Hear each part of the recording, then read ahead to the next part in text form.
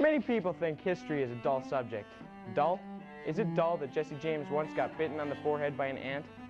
And at first it didn't seem like anything, but then the bite got worse and worse, and so he went to the doctor in town, and the secretary told him to sit down and wait. So he did. He sat down and waited and waited and waited and waited, and finally got to see the doctor, and the doctor put some salve on it. You call that dull? If trees could scream, would we be so cavalier in cutting them down? We might be, if they screamed all the time for no good reason. To me, clowns aren't funny. In fact, I think they're kind of scary. I wonder where this started, and I think it goes back to when I went to the circus and a clown killed my dad. I wish I had $1 for every time I spent $1, because then, yahoo! I'd have all my money back. When I was a kid, I used to think we could jump off the roof of our house using an umbrella as a parachute. I thought my little brother could anyway. When I picked up that little dead mouse that my cat had killed, at first I felt sad. Then I felt hungry. I don't remember what happened after that. If you go flying back through time, and you see someone else flying forward into future, it's probably best to avoid eye contact. The memories of my family outings are still a source of strength to me. I remember we'd all pile into the car. I forget what kind it was. And we'd drive and drive. I'm not sure where we'd go, but I think there were some trees there. The smell of something was strong in the air as we played whatever sport we played. I remember a bigger, older guy we called Dad. We'd eat some stuff, or not, and then I think we went home. I guess some things just never leave you. Most people don't realize that large pieces of coral, when painted brown and attached to the head by common wood screws, can make a child look like a deer. Somebody told me how frightening it is how much topsoil we're losing each year. But I told that story on a campfire. Nobody got scared. What is it that makes a complete stranger dive into an icy cold river to save a solid gold baby? Maybe we'll never know. Fear can sometimes be a useful emotion. For instance, let's say you're an astronaut on the moon and you fear your partner's turned into Dracula. Next time he goes out to collect moon rocks, wham, slam the door right behind him and blast off. He might call you on the radio and say he's not Dracula, but you just say, "Think again, Batman." I remember that one fateful day when Coach took me aside. I knew it was coming. "You don't have to tell me," I said. "I'm off the team, aren't I?" "Well," said Coach, "you never were really on the team. You made that uniform you're wearing out of rags and towels, and your helmet is a toy space helmet. You show up at practice and either steal the ball and make us chase you to get it back, or you try to tackle people at inappropriate times." It was all true, what he was saying, and yet I felt something was brewing inside the head of this coach. He sees something in me, some kind of raw talent that he can mold. But that's when I felt the handcuffs go on. I hope if dogs ever take over the world and they choose their king, I hope they don't just go by size, because I bet there's some chihuahuas out there with some great ideas. If you're in war, instead of throwing hand grenades at your enemies, throw those small pumpkins at them. Then it'll make everybody think about how stupid war is. And while they're thinking, throw a real grenade at them. If a kid asks you where rain comes from, I think a cute thing to tell him is, "God is crying." And if he asks you why God is crying, another cute thing to tell him is, "Probably because of something you did." I'd rather be rich than stupid. Boxing is like ballet, except there's no music, no choreography, and the dancers hit each other. The next time we have meat and mashed potatoes, I think I'll take a lot of potatoes and just a little bit of meat. That way, when someone asks me where my meat is, I can just magically pull it out of my potatoes and say, "Here it is." Good magic trick, huh?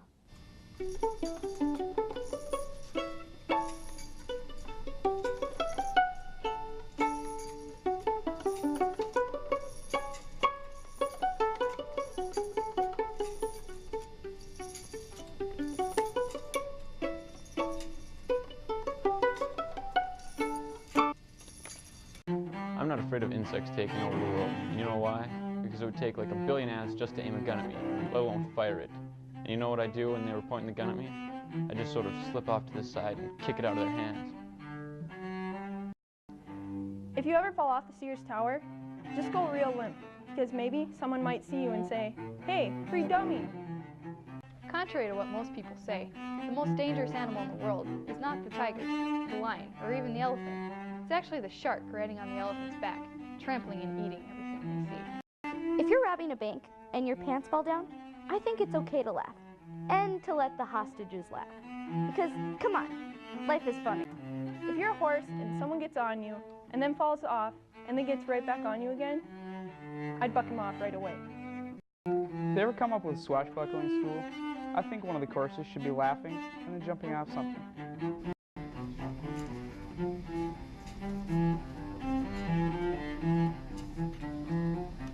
We asked Dad if we could have a trampoline, but he said they were too expensive and dangerous. But when we asked the trampoline salesman at the store, he said they weren't too expensive or dangerous. I'm still kind of mad at Dad for lying to us like that. I bet one legend that keeps recurring through history in every culture is the story of Popeye. I'll take that little one way in the back, I said. That collie mix, said the animal shelter guy. No, I said. The other one, behind him. The gray terrier, he said. He's gray, I said, but he's way back in the corner. You mean the water faucet, he said. I realized then that it was a water faucet, but I didn't want to look like a jerk.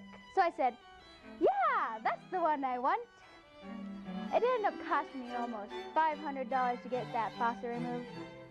But you know, I still got that faucet, and I wouldn't trade it for any dog in the world.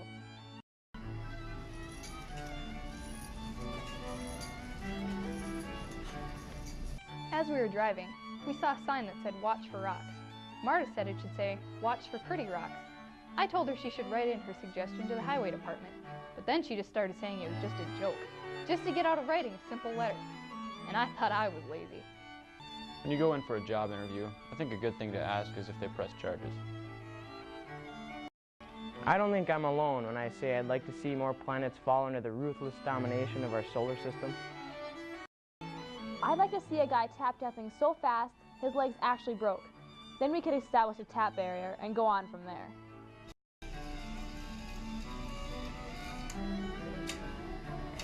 If you saw two guys named Hambone and Flippy, which one would you think liked dolphins the most? I'd say Flippy, wouldn't you? You'd be wrong though. It's Hambone. I bet the earliest fly swatters were nothing more than a striking surface attached to a long stick. Instead of a bicycle built for two, how about no bicycles for anybody anymore? There, you happy now? If you ever teach a yodeling class, the hardest thing is probably to keep the students from yodeling right away. You see, we build to that. I think a good scene in a movie would be where one scientist tells another scientist, "You know what'll save the world? You're holding it in your hand." The first scientist will look down, and in his hand are some peanuts. He looks back up, and the other scientist is being dragged away to the insane asylum. I think the things you remember most are the little things, like that space guy kept tied up in the basement. That little guy was only about 5 inches tall. He used to beg me to untie his rope, but I knew he'd just run away if I did. I think the cat finally got him. But the cat had little burn marks on him for where the space guy shot him with his gun before his ammo ran out. Yeah, I remember things like that.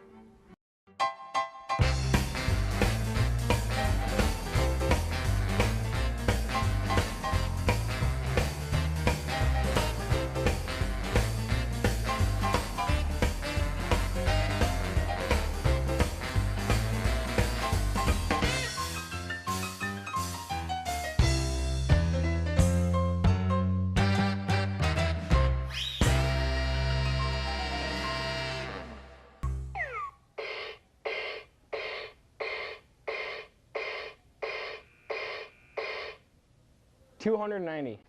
The face of a child says it all, especially the mouth part of the face. When you die, if you get a choice between regular heaven and pie heaven, choose pie heaven. It might be a trick, but if it's not, boy. If you ever drop your keys into a river of molten lava, let them go, because man, they're gone. I hope life isn't a big joke, because I don't get it. If you're a young mafia gangster out on your first date, I think it'd be real embarrassing if someone tried to kill you.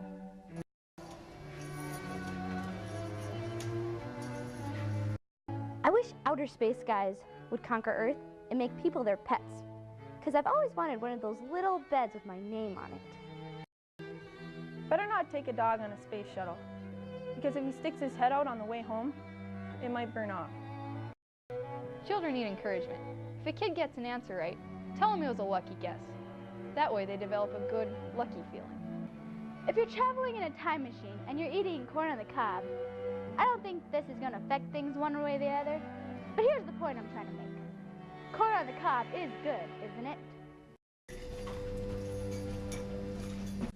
Don't ever get your speedometer confused with your clock, like I did once. Because the faster you go, the later you think you are. I hope your evil twin is better looking than my evil twin. When you're riding in a time machine way far off into the future, don't stick your elbow out the window or it'll turn into a fossil.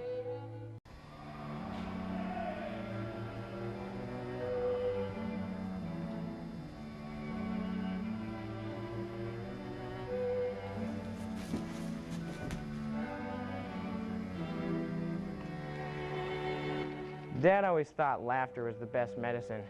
I guess that's why several of us died of tuberculosis. The weirdest thing about going to a store and seeing a jar of pickles with your picture on it is not that your picture is on the jar. It's that the store manager won't give you the pickles for free and doesn't think the picture looks like you. Anytime I see something screech across a room and latch onto someone's neck, and the guy screams and tries to get it off, I have to laugh because what was that thing?